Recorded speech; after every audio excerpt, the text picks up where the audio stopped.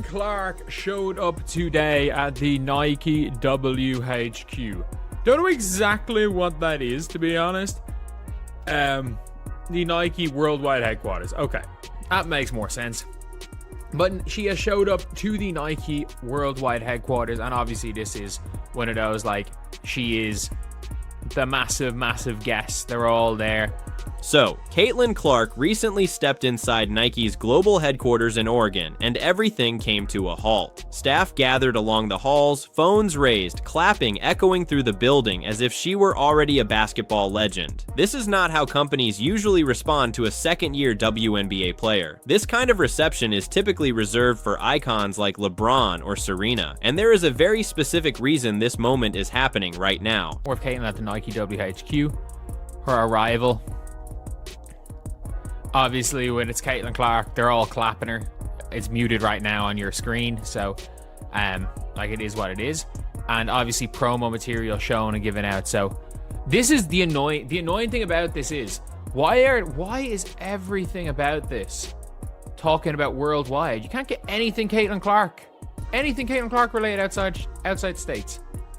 Can't get anything Caitlin Clark related. Look closely at that response. Nike treated the unveiling of her personal logo the same way they would treat a full-scale company product launch. And what's especially interesting is the design of that logo itself. When it was first revealed, parts of the basketball community felt it leaned more toward a lifestyle aesthetic than a pure performance identity. But that choice was intentional. Nike took an important lesson from the Sabrina Ionesco line. Those shoes sold out immediately, and not only to athletes, they were bought by people who wanted everyday wearable sports fashion. The Caitlin Clark logo is meant for t-shirts, hoodies, and jackets. It's built to exist everywhere, not just on the hardwood. The whole Caitlin Clark thing, why they're pushing this right now is because the shoe's coming soon. The sneaker is going to be revealed soon. So they said spring. I think they said spring. It's meant to be released, I think, in spring of this year. I think if we're being real, like, she's already done the podcast rounds. She was on the Kelsey's podcast. She was on talking about the shoe. She's been doing plenty of things at Nike, talking about, or playing things with Nike. And there's been so many little things that... This is where Nike's strategy becomes very deliberate. They are accelerating this wave of media attention because the shoe reveal is approaching fast. Spring 2025 is the official window they have publicly locked in. Caitlin has already made the podcast rounds. She spoke directly with the Kelsey brothers to discuss how the shoe was designed. She has visited Nike headquarters several times over the past months to finalize details. There's also a key reason she chose not to participate in Unrivaled this season. Last year, she left the door open regarding the 3-on-3 league. This year, she shut it down immediately during the WNBA season because Nike needed her availability for this rollout. Her calendar had to stay open for appearances, media obligations, and a tightly planned launch that could become Nike's most significant signature debut in more than 10 years. Curry shit isn't, and Steph Curry's coach reposting everything, and Caitlin Clark posting Steph Curry wearing her shoes. There's plenty, because, like, again, her sneakers are literally, they are the most worn, they're the most worn sneakers in the NBA this season. Like, Caitlin's P's have been the most worn sneakers in the NBA. So at the end of the day, like, if it was that big a deal, the NBA players were wearing Caitlin Clark shoes, she would have posted more about it, or, you know, with her sneakers being first and second in the NBA. Now, here's the part that should seriously concern every competing shoe brand. Steph Curry wore Caitlin's PE shoe. His coach shared it publicly, and this wasn't a one-off publicity stunt. The Caitlin Clark PE model has become the most worn signature shoe in the NBA this season. Not LeBron's, not Jordan's, not KD's, Caitlin Clark's. NBA players are actively choosing a WNBA player's signature shoe over every other option on the market. That has never happened in the history of basketball. When male professionals deliberately compete in a women's signature shoe, that's not a heartwarming headline. That's a major shift in how the market evaluates women's basketball as a product. That Caitlin's everywhere. The shoe is everywhere. And it's going to be it's going to be Nike's biggest sneaker launch for a new signature athlete. Probably since being a signature athlete really matters. Since it hasn't mattered that much. Like, the launch of the Giannis shoe, who's been their best athlete they've had, wasn't that big. Their launch of the Luka shoe, because he was with Jordan Brand. Their launch of even the Bookers, the Jazz, the Kyrie ones, which were...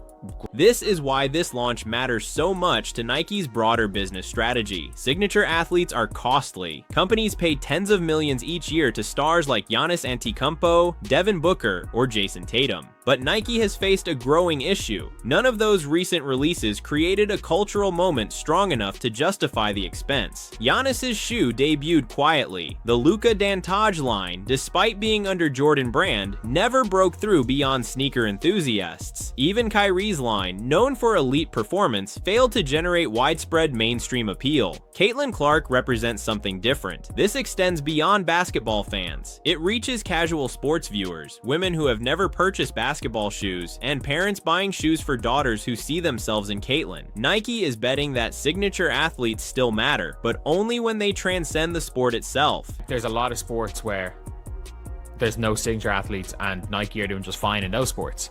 So I think the true value of a signature athlete is going to come down to Caitlin Clark. I do think Caitlin Clark is going to be I think she's going to be one of the last two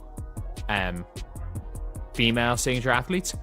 My guess for signature sneaker, is that one of Paige Beckers or Juju Watkins is going to get a signature sneaker. I think both of them are signed to deals. By the way, as far as I'm aware, Juju signed to a bigger deal than Caitlin Clark, but it's not a guaranteed signature sneaker. She's just going to be getting her she's going to be the face of a line. She's going to be like the face of Nike are going to have like a generic sneaker where she's going to be the face of. So, what comes next for women's basketball signature shoes? Caitlin has her line. A.A. Wilson has hers with Nike. Sabrina's collection has already proven commercially successful. Then comes the next wave. Paige Buchers and Juju Watkins are both signed to major endorsement deals. In fact, Juju's Nike contract is larger than Caitlin's initial agreement. But there is a critical distinction. Juju does not have a guaranteed signature shoe. Instead, she will front a general performance line. This mirrors Nike's approach with Blake Griffin early in his career when they placed him in the Hyperdunk line rather than committing to a signature model. It was a calculated hedge. In Blake's case, it turned out to be the right call. Nike is taking the same approach with Juju. She'll gain exposure and exclusive colorways, but the full signature line is being held for Paige or whoever becomes the stronger cultural force. And based on unrivaled viewership data and online engagement, Paige is building momentum toward that role. Happened. And Caitlin's gotten a signature shoe, Aja, Sabrina. I think one of Juju or Paige, whichever one of them ends up being the bigger draw. I think it could very well be Paige. I'm not gonna lie, like I'm looking at unrivaled numbers, I'm looking at everything, and I'm like nowhere near Caitlin level in terms of hype, but like Paige, there is a level of hype there with Paige. There genuinely is. So I can see that happening. And her getting a signature sneaker, and then like Juju may being the face of a generic line, because they have some generic lines as well, because there's so many non-signature athletes and they can't just be all wearing. What makes the timing of Caitlin's Nike visit especially intriguing is what's happening in the WNBA right now. The league is deep in CBA negotiations that could potentially cancel the entire 2025 season. Players are openly discussing a possible sit-out. The league and the Players Association remain billions of dollars apart on revenue sharing. Yet Nike is proceeding with this launch as if nothing is uncertain. That suggests they either know something others don't, or they are making a calculated bet. If the CBA is resolved by February, the shoe reveal could follow within 48 hours. Nike would want to ride the positive momentum of the league continuing, but if talks extend into March or April, the launch will still happen because Nike has already prepared an alternative plan. It's the Caitlin Clark situation for her during her rookie season, but